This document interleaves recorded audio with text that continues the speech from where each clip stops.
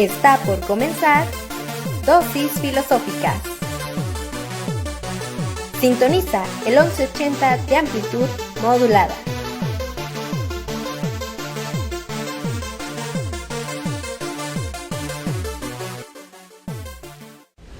Radio WAPS 1180 AM.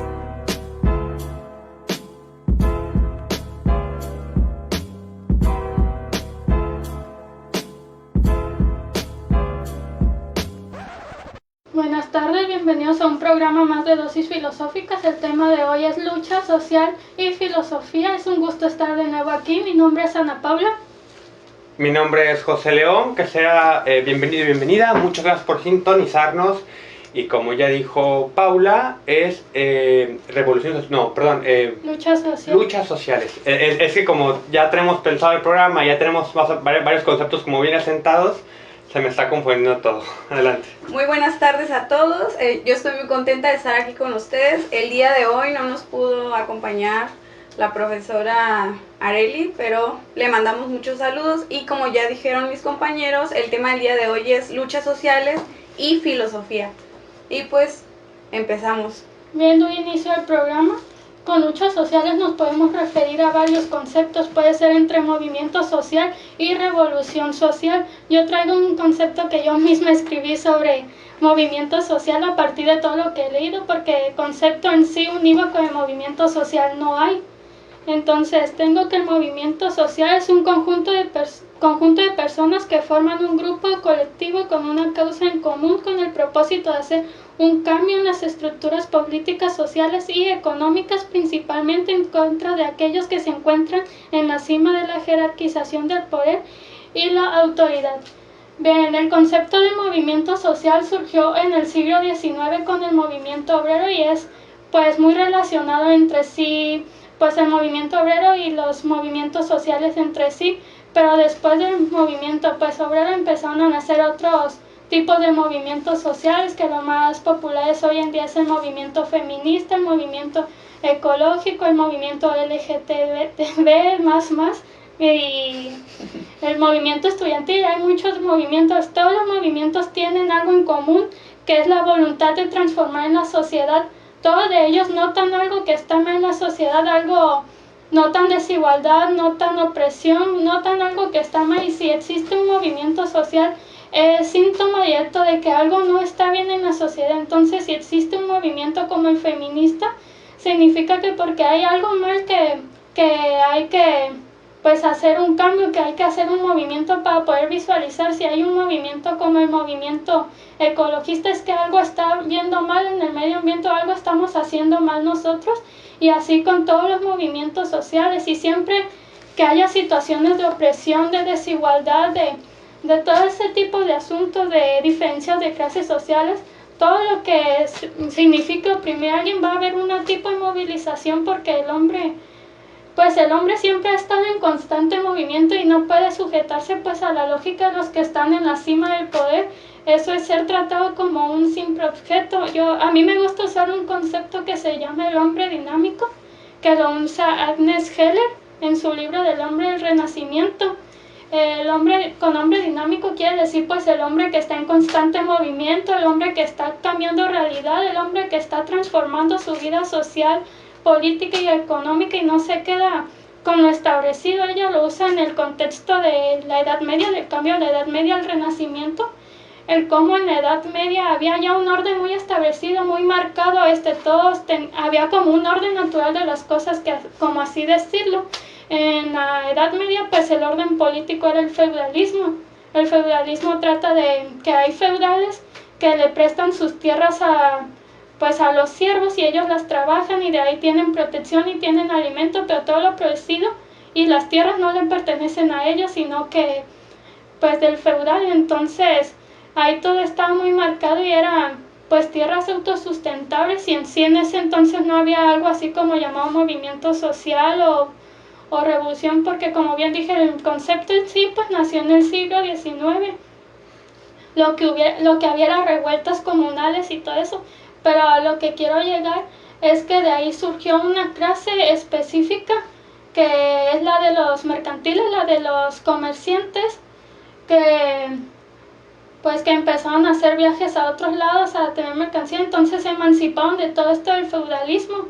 Es un tema que voy a tocar más adelante, el cómo pues nació una nueva clase social que es la clase burguesa. Lo voy a tocar más adelante, no me voy adelantando, pero es un pequeño spoiler. Entonces, el hombre siempre está en movimiento, siempre está notando lo que está mal en la sociedad, y si nota que está mal, pues algo está mal, pues no se va a quedar callado, va a hacer cuestionamientos de por qué esto es así o qué puedo hacer para cambiarlo. Entonces así nace la lucha, así nace el movimiento, y el hombre no se puede quedar quieto, el hombre no es estático, no es un objeto, y siempre va a querer generar cambios, siempre va a estar haciendo, pues moviéndose, siendo un hombre dinámico. Y yo con esto del movimiento feminista me gusta decir, entonces, hoy en día en esta sociedad del siglo XXI ya no es el hombre dinámico el que más piensa, sino el que más crea cambios, sino que ahora es la mujer dinámica la que está generando el mayor tipo de conocimiento, que está revelando el mayor tipo de desigualdad, que está viendo la sociedad, la está reflexionando y está diciendo aquí hay algo. Entonces hoy en día me gusta decir la mujer dinámica, porque es la que está más revelando las situaciones de desigualdad. No sé si. Sí, me encanta. Agnes Heller es preciosa, en realidad, es maravillosa.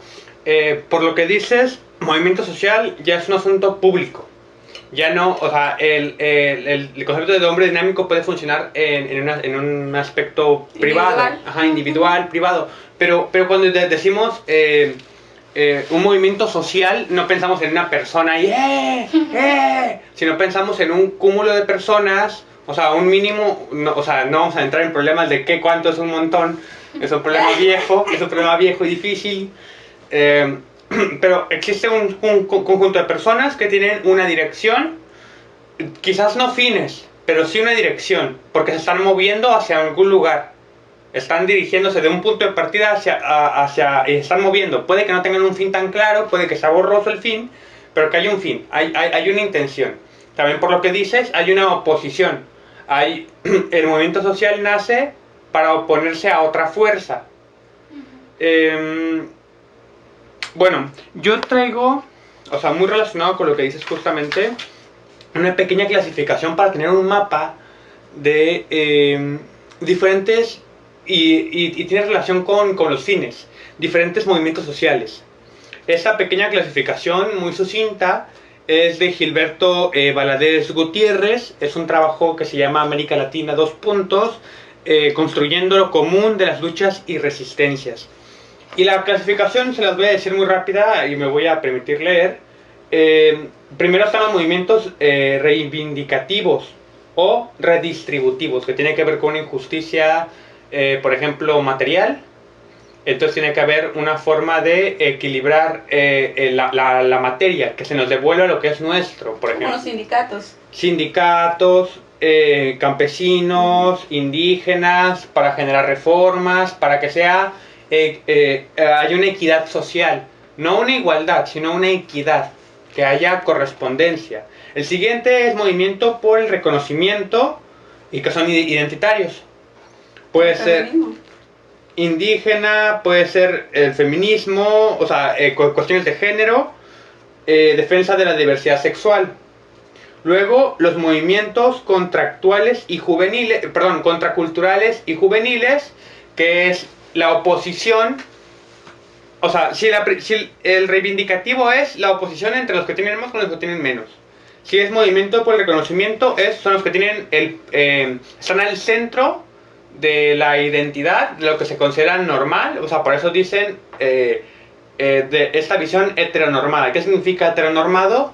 Que asumes que una hembra de nuestra especie debe ser heterosexual y que un macho de nuestra especie debe ser heterosexual. Si ves a un hombre y una mujer, asumes así por automático que son heterosexuales y que no existe otra posibilidad. Entonces la heterosexualidad está como al frente y domina en cuestiones de identidad.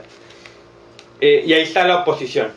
En los movimientos contraculturales y juveniles, pues son los jóvenes en oposición a los adultos. o a lo que se considera moralmente correcto, y aquí podemos pensar, por ejemplo, en anarquismo, en punk, o hasta en movimientos artísticos. Y morales, ¿no? También. Sí, claro.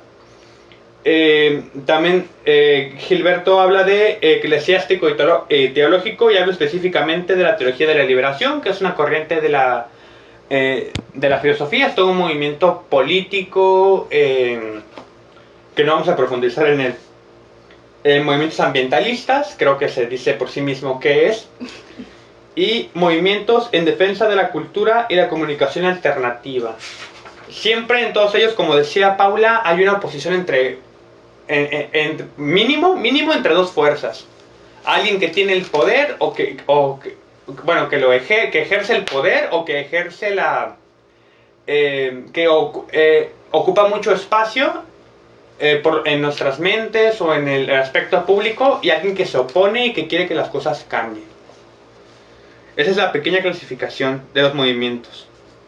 Pero de movimientos sociales, que es un aspecto muy general, y que ya están viendo un poquito la prueba de cómo la filosofía puede entrar, reconociendo, definiendo, clasificando medios y fines, intentar crear una correspondencia entre medios y fines. Vamos a ser un poco más específicos y específicas y hablar de revolución. Ok, antes de empezar a hablar de revolución, nosotros, quiero justificar por qué yo busqué puro revolución.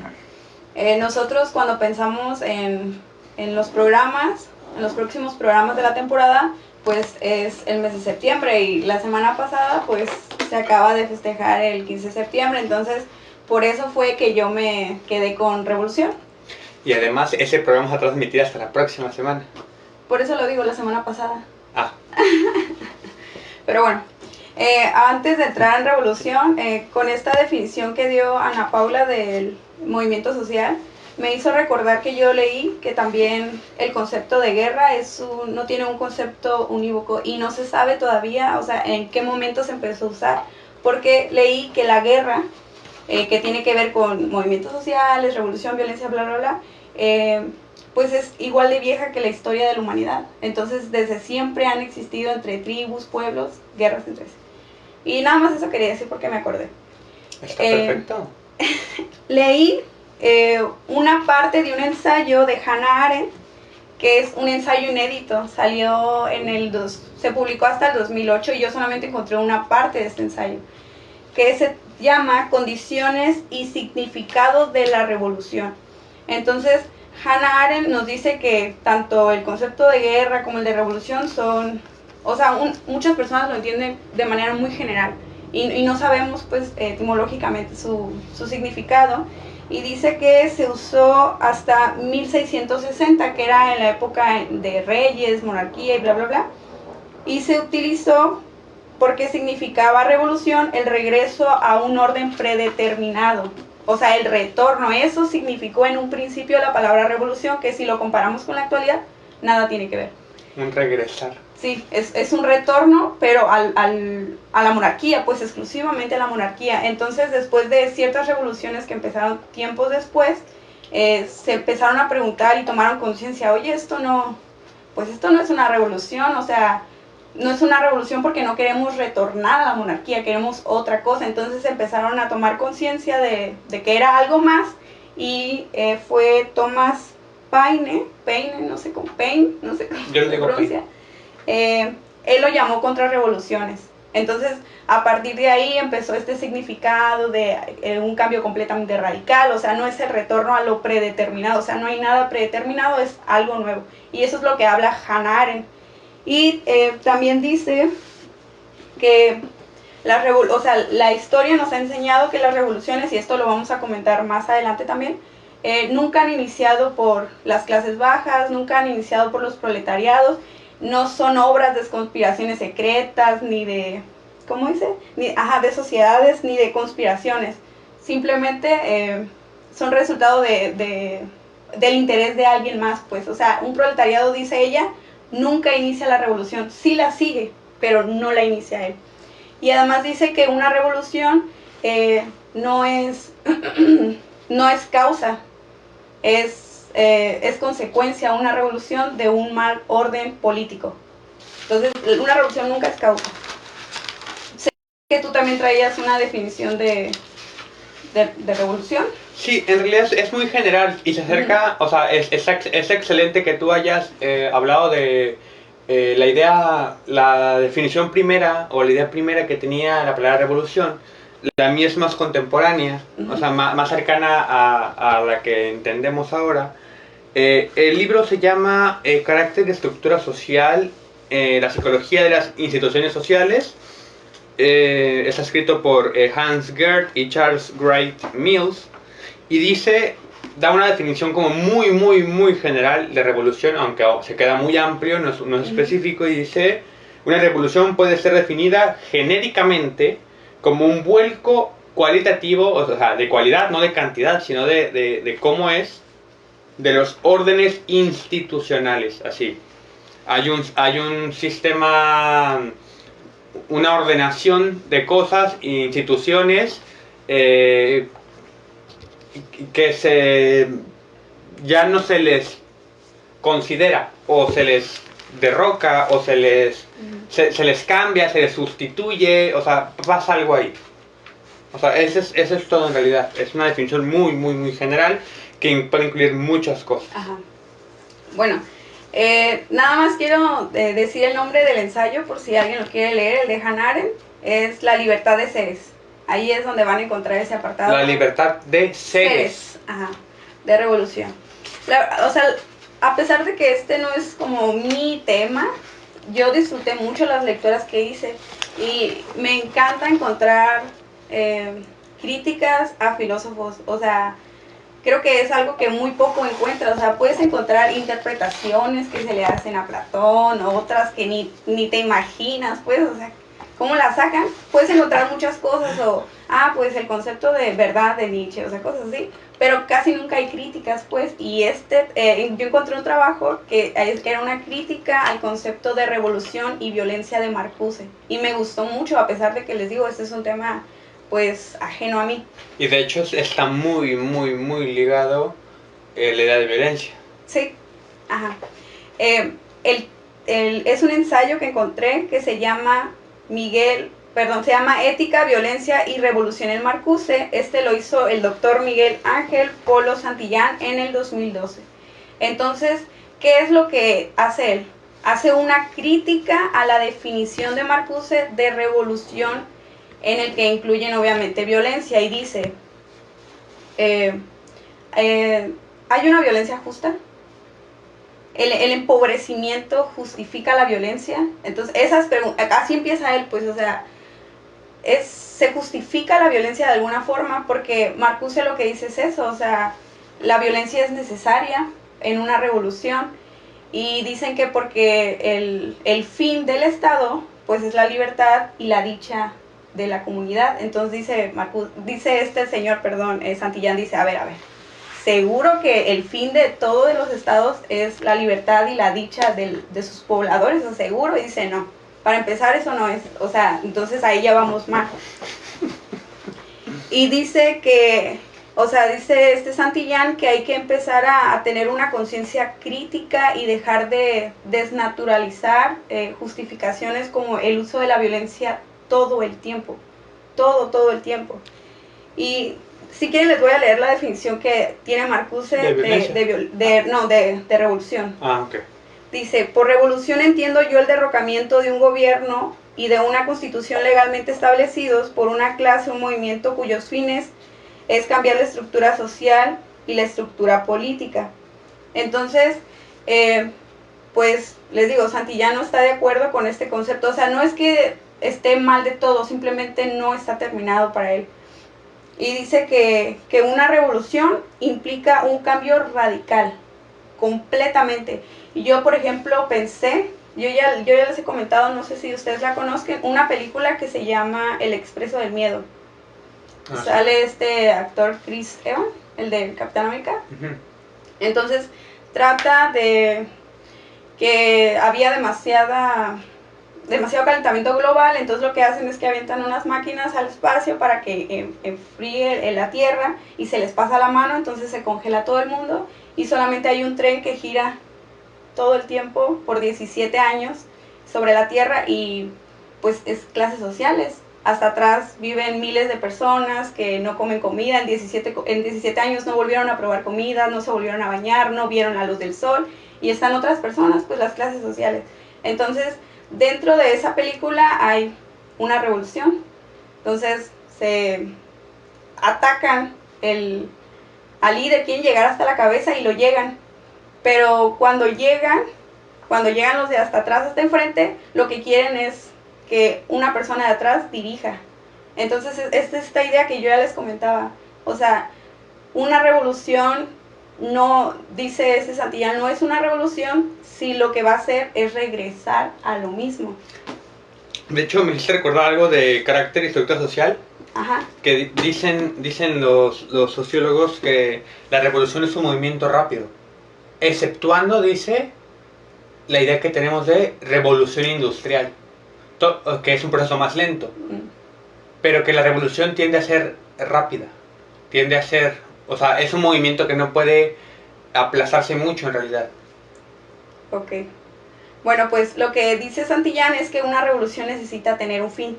Y si regresa a lo mismo, no es una revolución. Lo que él dice es una acción política fragmentaria. Fragmenta lo que ya hay, pero no es un cambio radical. En la película, les digo, la idea era que una persona de las de atrás dirigiera y siguiera pues así con las clases sociales. Y al final de la película, el tren cae y se destruye todo y mueren todos. Nada más sobreviven como 2 personas. Ese es un cambio completamente radical. No el pasar a alguien de atrás para adelante. O sea, bueno, yo pensé en ese ejemplo, pues, y es lo que dice Santillán. Sí, también dicen lo mismo también aquí, o sea, no vas a mantener la jerarquía o el ordenamiento de las cosas sustituyendo al tirano. Uh-huh. Ajá, es que es eso se ha hecho muchas veces. Lo que hay que cambiar es de raíz las estructuras para que ya no sea jerárquico, sino tenga una distribución distinta.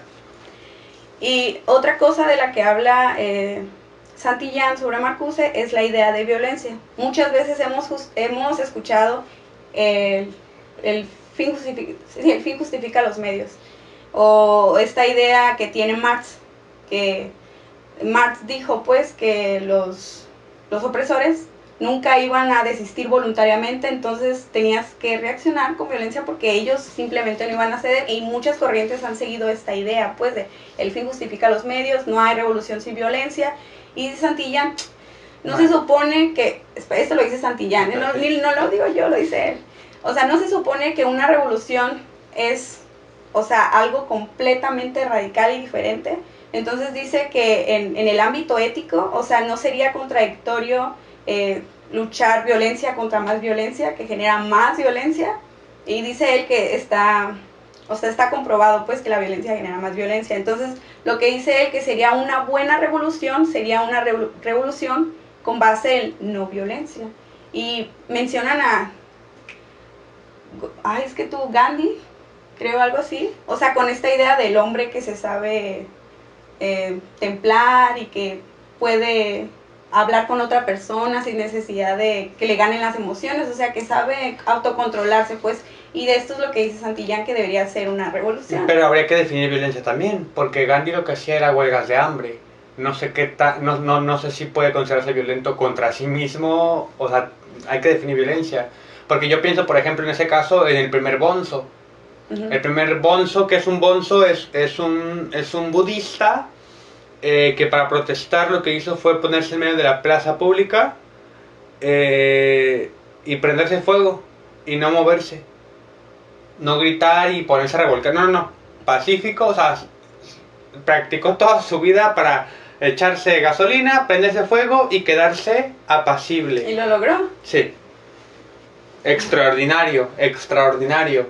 Solo que cuando comienza o sea, ¿qué es violencia? Pues también está ahí el meollo. Más bien la crítica yo creo que va por, o sea, que se tenga esta idea pues de que revolución implica violencia, porque él dice, no se supone que todas las generaciones van teniendo transformaciones. Entonces, si la violencia siempre tiene que seguir latente, realmente estamos transformándonos como sociedades. Y decía que o sea, creer que la violencia era siempre necesaria implicaba que la violencia estaba más allá de la historia, trascendía mucho más allá de la historia. Y creo que, o sea, es una reflexión muy buena, independiente si estamos de acuerdo o no con ella, creo que es muy buena. Ya la violencia parece fin o parece el medio de todos los fines, entonces Sí, es cuando se vicia. o pensar, pues puedo alcanzar mis anhelos o fines, motivos, razones, lo que sea, entonces como la puedo alcanzar voy a utilizar la violencia. O sea, como si ya la violencia tuviera que estar siempre ahí, como si fuera necesaria, y es lo que él dice, pues no es necesario. Porque incluso si hiciéramos un cambio drástico, que digan que en una revolución se tiene que obligar a que el otro sea libre, ya es una dictadura, dice él. Ya ahí, pues, o sea, no todo justifica los medios, dice él. Porque dice que si nosotros vemos desde una mirada historicista, vamos a ver a las personas que murieron en las guerras, en los movimientos sociales, como sacrificios que se tenían que hacer para la humanidad. Es lo que dice él, que en una mirada historicista eso haría. Miraría a los demás como necesarios porque tenía que pasar esto. Sí, y también como acotación, pues Gandhi no hizo revolución, o sea, Gandhi es una figura y representante, pero por pasar hambre en un lugar, o sea, estar encadenado en un sitio no significa que las cosas cambiaron, significa que hubo un montón de gente atrás que lo vio, él hizo visible lo que no se estaba viendo, y claro que hubo violencia, por mano de Gandhi no, pero los actantes, los actores de todo el movimiento, pues claro que sí hubo empujones por ahí. Pues que no mencionaban respecto a la palabra revolución, sino a esta cualidad de templarte, de la que hablaba él. Otra cosa que estuve revisando, chicos, fue que, ya les dije, Hannah Arendt nos habla de lo que significó primero la palabra revolución desde sus inicios. Dice que en la actualidad, o sea, se utiliza la palabra revolución en todos los ámbitos. La revolución científica, la revolución tecnológica, y tienes un teléfono que nada más le cambiaste la calidad de la cámara o el color del fondo y ya es revolución. Entonces dice, oigan, hay que pensar bien qué es revolución. También, por ejemplo, encontré, eso es en otro texto con otro autor, que hacían una crítica a las revoluciones latinoamericanas a partir de 1989 y dice, ¿es lo mismo una revolución en Venezuela que la revolución francesa? ¿Revolución en forma o revolución en contenido? Entonces creo que es muy importante pues pensar el concepto de revolución en la actualidad, cómo emplearlo y qué sí es revolución y qué no. O sea, porque dice, a veces ni siquiera saben qué es revolución y ya lo metes en un discurso y pues ya la palabra pierde completamente su significado. Revolución de tu maquillaje. O luego, ay no, como hablo mucho, ¿no?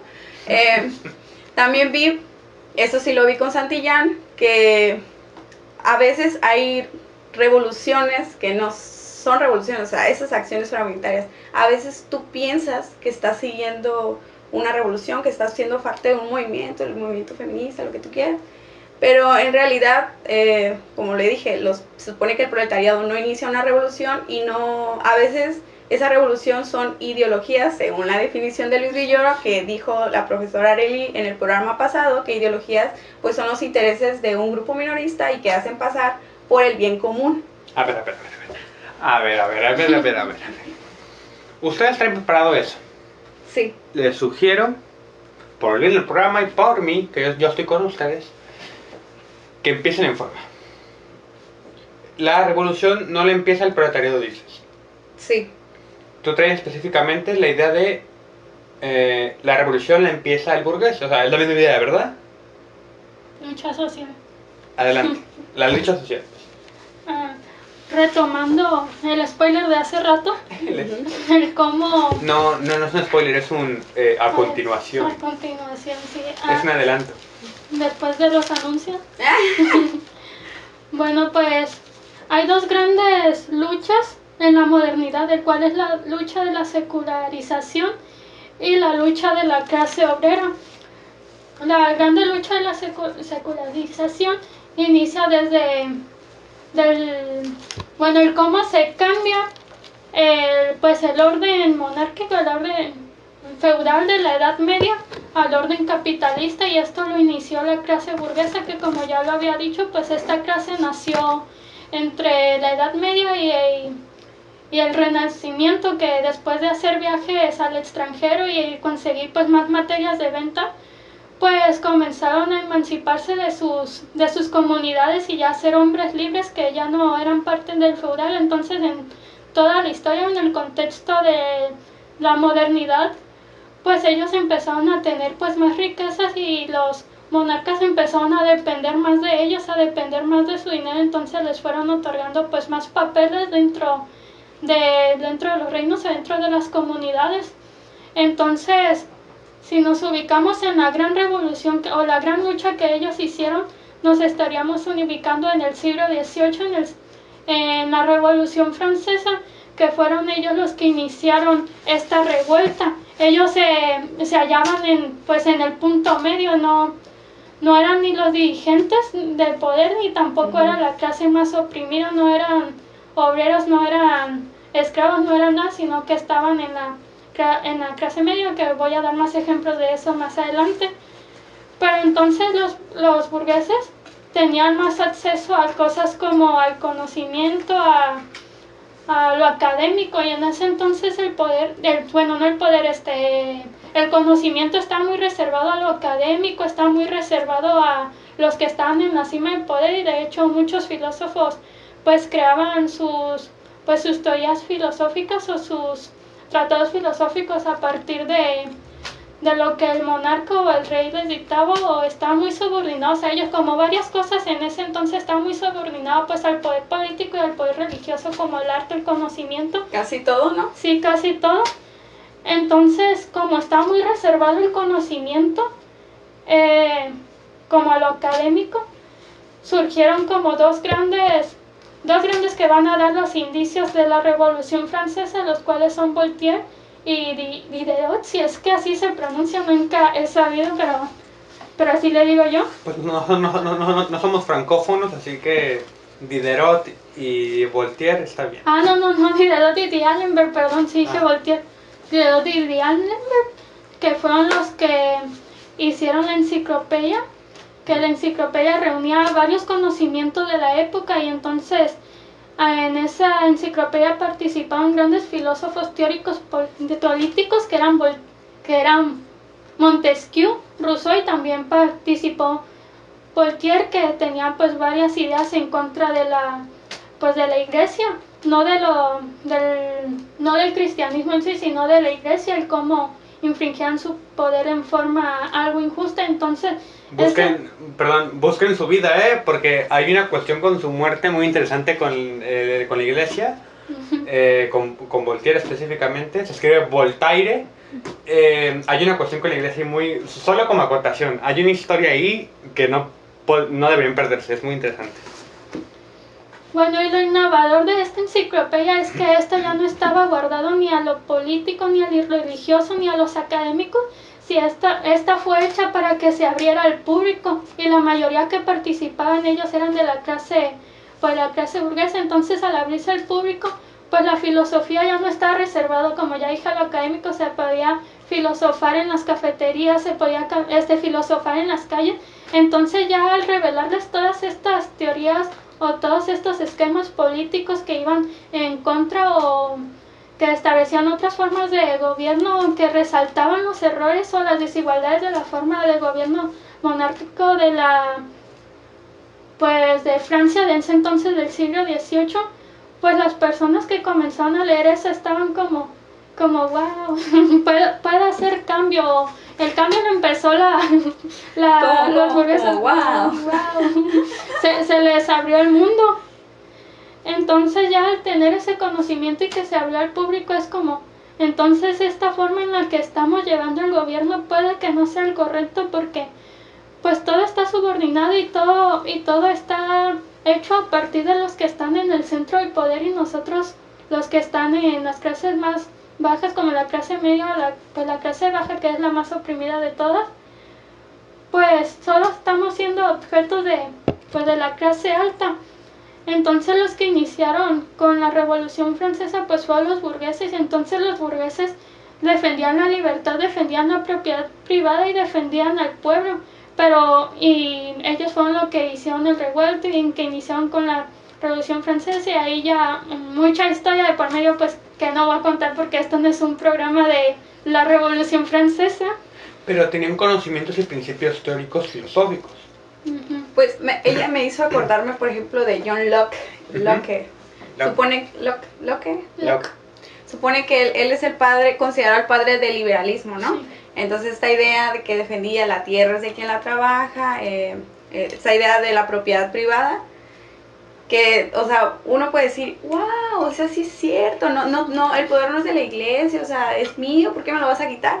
Pero sí, o sea, si tú revisas detalladamente a qué se refería John Locke, te das cuenta que en realidad eran intereses para los burgueses, pues no se incluía Norteamérica, no se incluían, no me acuerdo que me había platicado Areli también, si las mujeres no podían, o sea, no me acuerdo pues, pero el caso es que eran privilegios para cierto sector nada más, que eran los burgueses, no Sí. para el resto de los demás. Como un aspecto griego y así griego, todos los hombres, Y nada más se griegos. refieren a los filósofos. griegos, blancos, hombres, pero hombres, sabios.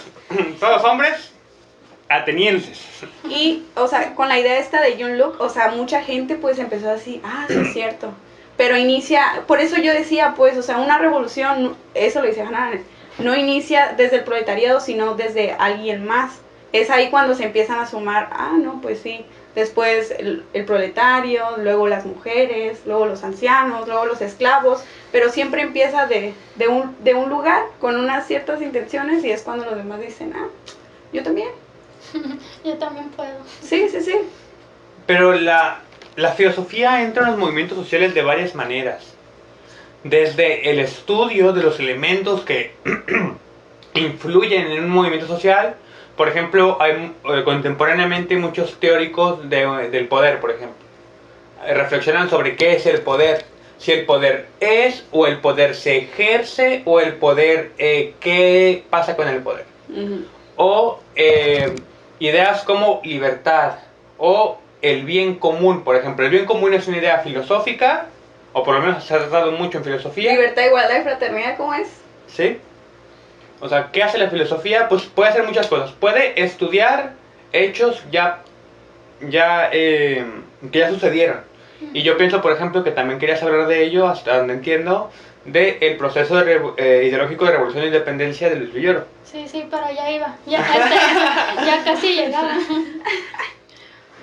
Pues bueno, ya después de que los burgueses pues iniciaron con esta revolución, esta lucha social, pues ellos fueron los que empezaron a tener el poder. Ellos se convirtieron en la clase alta ahora, y entonces los mismos que defendían pues la libertad, que defendían la propiedad y que estaban en contra de la opresión, pues se convirtieron en los opresores, se convirtieron en lo que juraban destruir. Y entonces ya después, eso fue en el siglo XVIII, y ya en el siglo XIX pues nació pues el concepto de movimiento social, como había dicho, que era la rebelión de la clase trabajadora. Entonces, como se ha estado mencionando y a lo que iba, pues casi siempre el que inicia la revuelta es el que está justo en el medio, y muchas veces por intereses particulares disfrazados pues de bien común, como lo han estado diciendo con el concepto de ideología de Luis Villoro. Entonces Deberíamos dedicarle un programa ¿Más? a Villoro específicamente. No, ya. Se mencionan todos. Entonces, Pero es que no lo explicamos a profundidad tampoco, pues. la clase que está en el centro del poder o que dirige el poder nunca va a estar de acuerdo en la revolución, nunca va a estar de acuerdo en las luchas.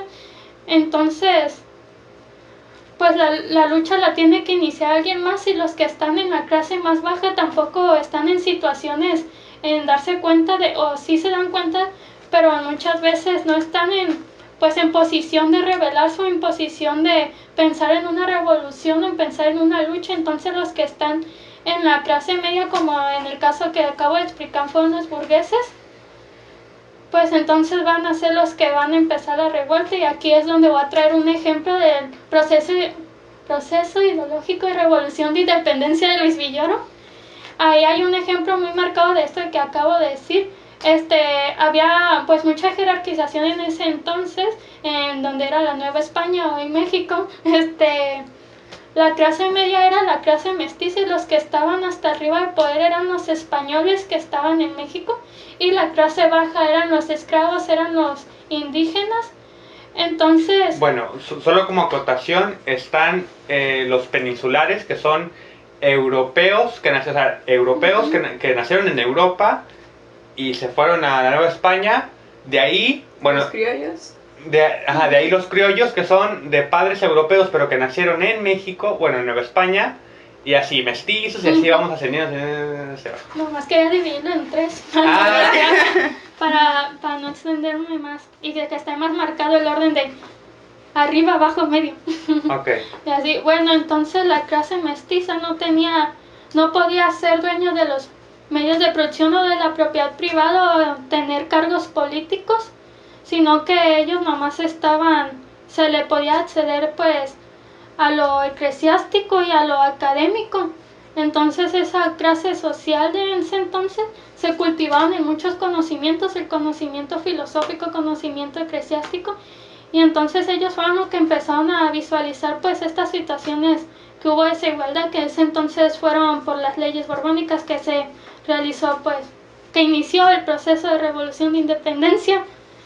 Entonces ellos fueron los que le dijeron a la clase más baja, que eran los esclavos, los indígenas: oye, tú puedes luchar por algo más, o tú puedes tener más derechos o acceder a más poder, solo tenemos que movernos.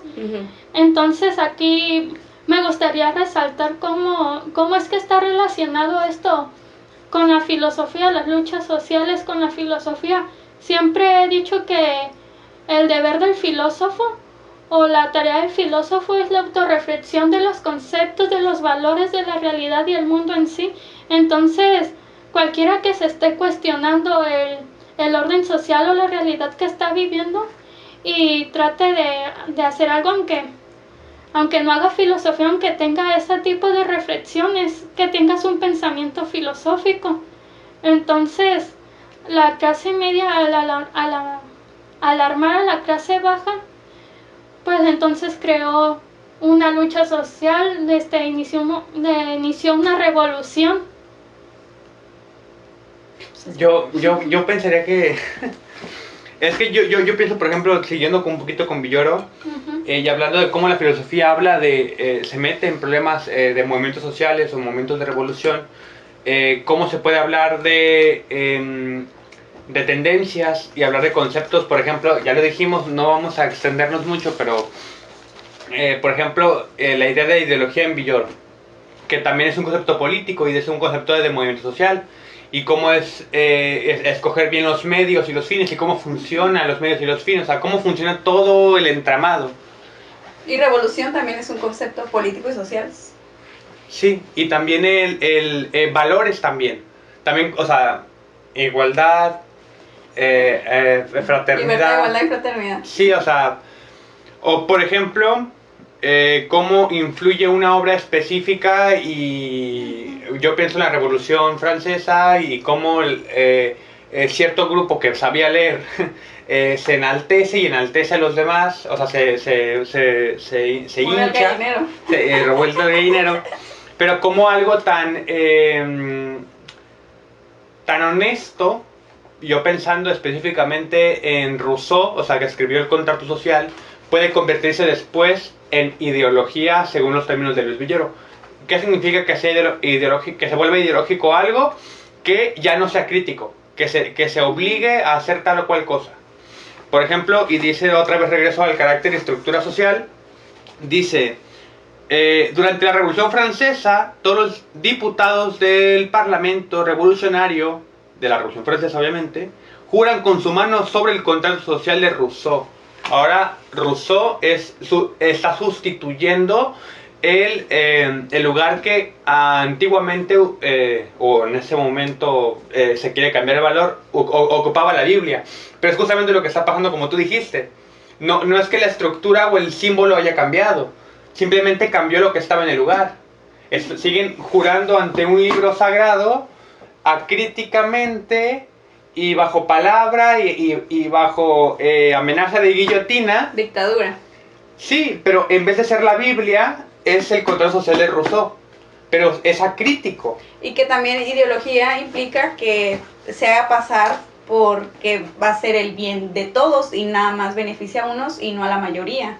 Claro. Y creo que en eso influye mucho la opinión pública, porque algo así estamos hablando en el programa de creencias, de que ahora las creencias ya no están en la religión, sino que ahora está en la ciencia, porque es lo que más, pues lo que más relevancia tiene en ese entonces. Entonces, en el contexto de la Revolución Francesa era como, ya no es la Biblia, ahora es el contrato social. Entonces la gente se moviliza mucho por lo que escucha en todos lados o porque la mayoría piensa o la mayoría cree. Entonces ya es algo mucho de opinión pública y no un proceso crítico realmente. Pues, perdón, de hecho Hannah Arendt, o sea, dice pues, se supone que lo que más sigue en cualquier movimiento es la libertad, ¿no? Estás buscando principalmente la libertad. Y dices, o sea, en la historia han peleado por derechos, sí, pero no por participaciones políticas.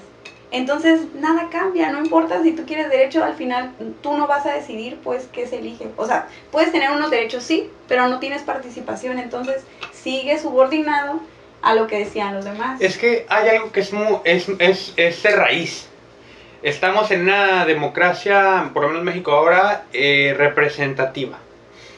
Nosotras Ajá. votamos entre todas, tenemos un voto que cuenta como un punto. Participativa, ¿no es? No, Democracia participativa. no, representativa. Debería ser participativa. Porque sí, exacto. Pero es que no tenemos, o sea, Marx dirá,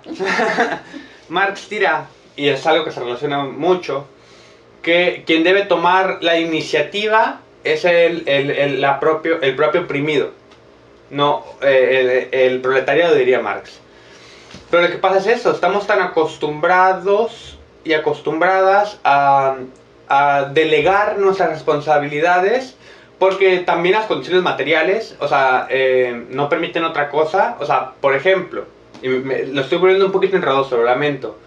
Simone Weil, fue una francesa, nació en 1906, si mal no recuerdo, decía que la revolución iba a ser posible hasta que las condiciones de trabajo cambiaran, porque el trabajador terminaba enajenado. Entonces un trabajador enajenado no va a participar en la vida pública. Pero si no toman la iniciativa y el propio proletariado, no va a pasar lo que tú dijiste. Vamos a poner un proletariado dominando, la estructura va a seguir igual, simplemente va a haber uno de nosotros dominando. Bueno. Ya entendí la raíz. Ya entendí a Marx, ya entendí. Sigue. Entonces, lo que pasa es que estamos muy acostumbrados y acostumbradas a delegar, no a participar. Es una democracia representativa. Votamos para escoger un alcalde, un gobernador, un presidente municipal, un presidente federal, un diputado, un tesorero, un tesorero. Y no estamos nuestra participación se reduce a decir, yo quiero que este me represente. A eso se reduce nuestra participación política. Si es que no me convencen de elegir ese. Sí, yo voto por mi participación política se ve representada en un pulgar en negro. Y no estamos acostumbradas ni acostumbrados a ejercitar la vida pública y a discutir y no estar de acuerdo y no enojarnos, sino escuchar argumentos. Y, o sea, ya se reduce solamente a por quién vas a votar. Sí. Aunque hay gente, mucha gente en México los están matando, pero hay mucha gente que se atreve a decir, ¿sabes qué? Vamos a honorable Congreso del Estado para hablar de, queremos regularizaciones respecto a la legalidad, de cómo se considera el aborto legalmente. O no queremos a la minera en nuestro estado, vamos a hacer una protesta para que la minera no se instaure. Vamos a movernos para hacer que tal. O sea, la política no se reduce a los partidos políticos. Es claro. mucho más grande la política. Hay que ejercitar la política. Pero estamos muy acostumbrados y acostumbradas a delegar. Yo me encargo de trabajar mis 8 horas al día, regreso cansado. Y que de asuntos públicos se encarga quien estudió Derecho, quien estudió Ciencias Sociales, quien estudió... O quien lee, ¿no? Sí, y también quien quiere, porque no dudo que existe gente que lee y que se ubica en un plano etéreo donde Le vale. Sí, no le interesa.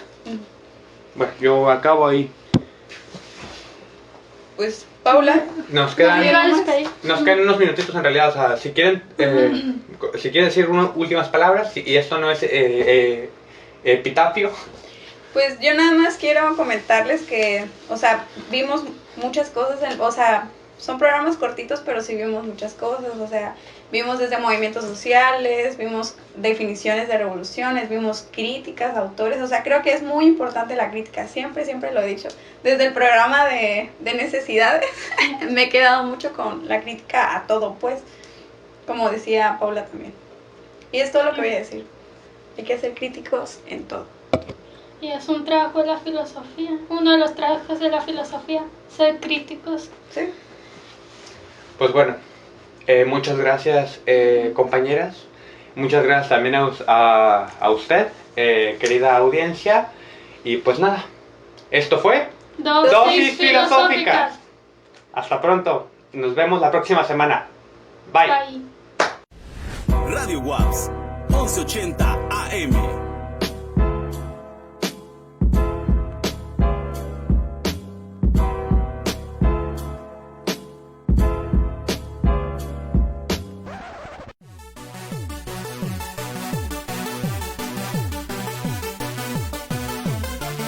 Hasta la próxima.